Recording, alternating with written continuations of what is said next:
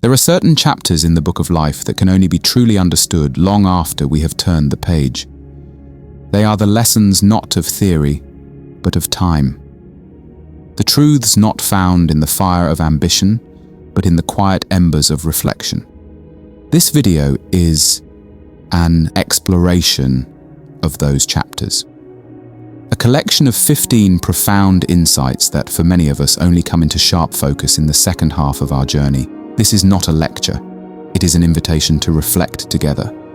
Whether you're approaching these chapters for the first time, are in the middle of living them, or have already made their wisdom your own, let's explore them. Act 1. The Great Deceptions, the Lies.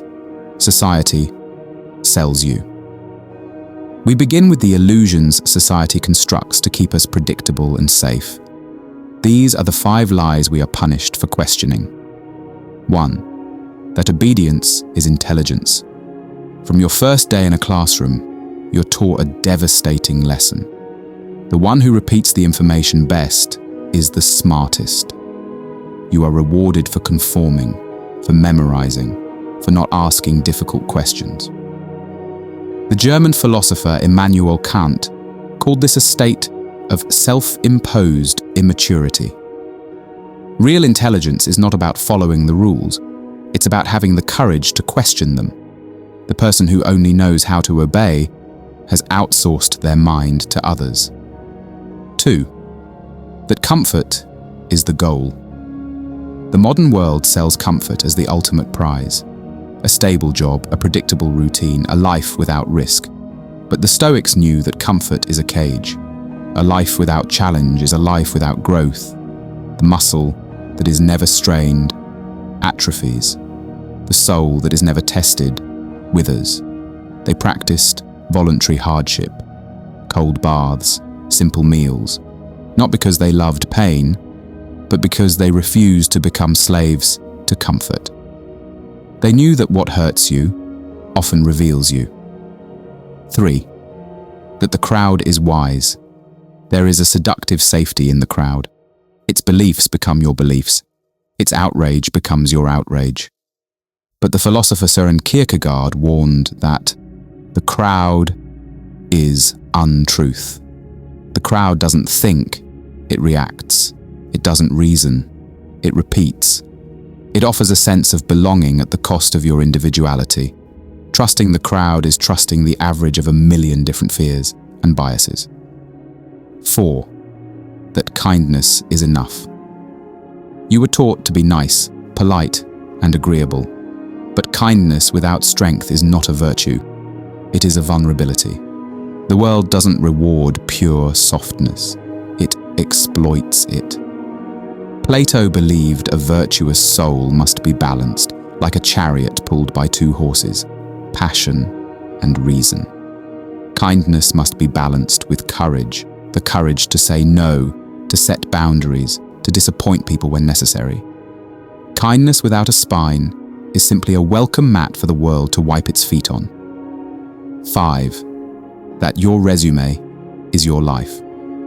This is one of the newest and most insidious deceptions.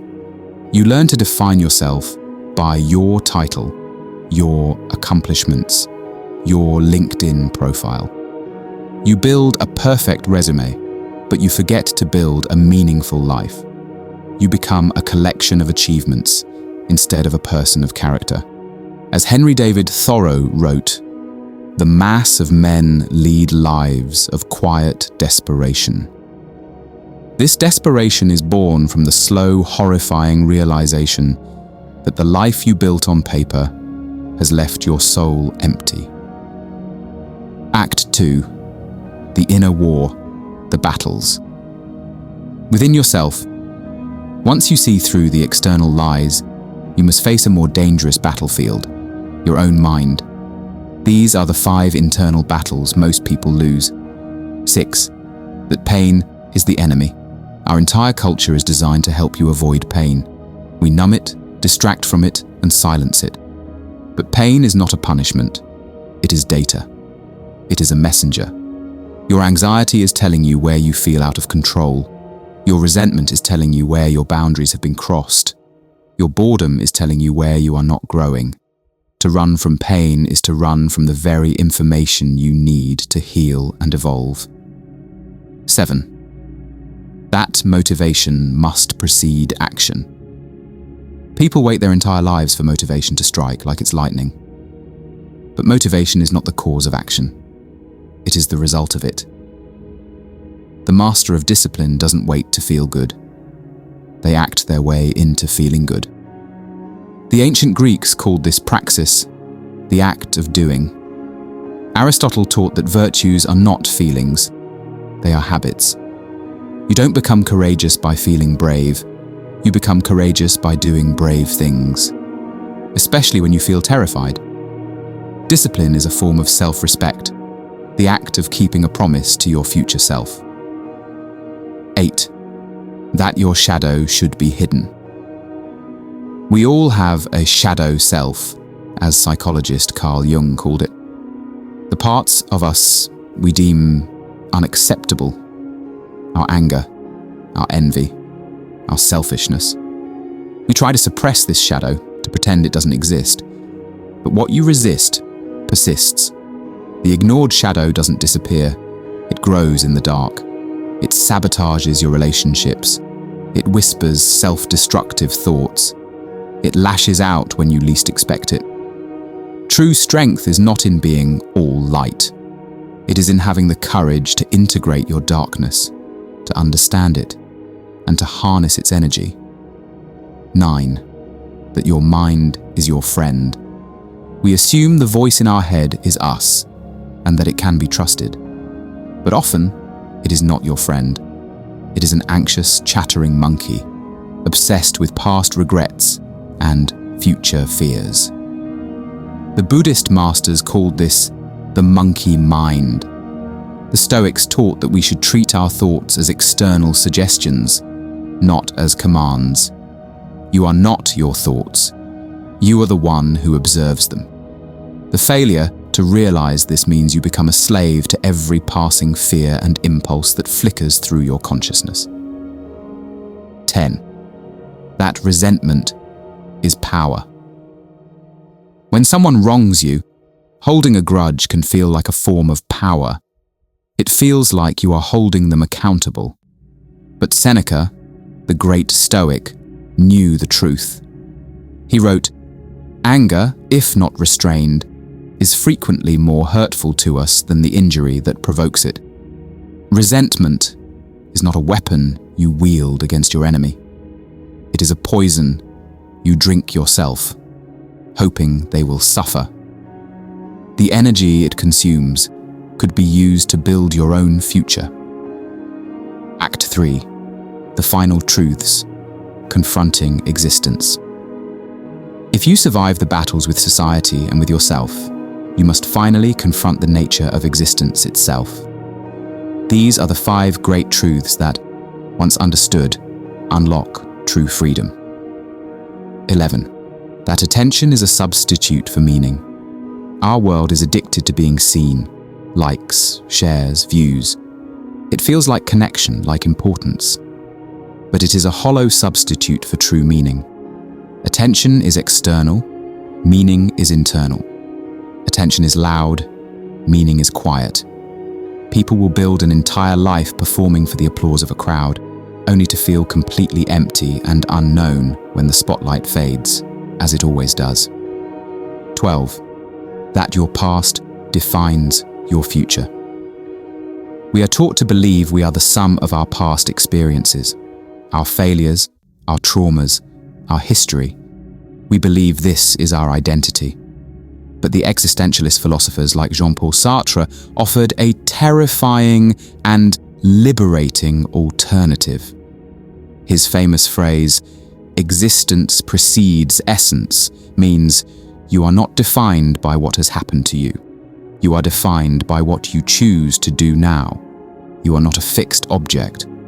You are a constant state of becoming. Your past is a story, not a life sentence. 13. That doing everything right guarantees happiness. You can check all the boxes society gives you, get the degree, land the safe job, find the partner, follow the rules. And in doing so, you can arrive at a life that looks perfect from the outside, but feels like a ghost town on the inside. This is because you can follow every rule and still end up living someone else's idea of a meaningful life. The final, horrifying realization is that you did everything right on the wrong path. 14. That death is a thief. We see death as the great enemy, the thief that steals our time. But the philosophers saw it differently. They saw it as the great clarifying force. It is only because of death that life has urgency and meaning. The awareness of your own mortality is the ultimate antidote to procrastination. It strips away all the non-essential distractions, the petty fears, the trivial pursuits. It asks you one final question. Are you living, or are you just waiting? 15. That freedom is comfortable. This is the final, most brutal truth. We all say we want freedom, but what we often want is a more comfortable cage. True freedom, the freedom to choose your own values, to define your own path, to be radically authentic, is terrifying. It comes with total responsibility for your own life. There are no more excuses. There is no one else to blame.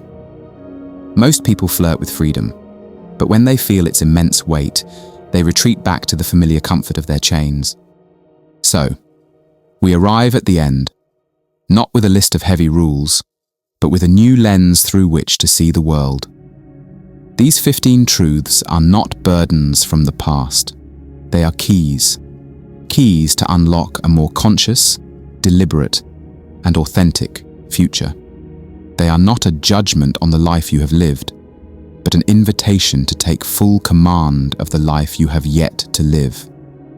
The ultimate truth, the one that all these others point to, is this: life will present you with pain, with illusions, with chaos. These things are inevitable. But as the philosopher Viktor Frankl discovered in the most dire of circumstances, the one thing that can never be taken from you is the freedom to choose your response, to assign your own meaning to your own story.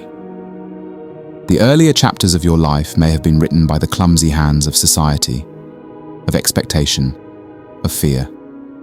But the remaining pages are blank. The ink is fresh. The pen is in your hand. So, the only question that matters is, what story will you write now?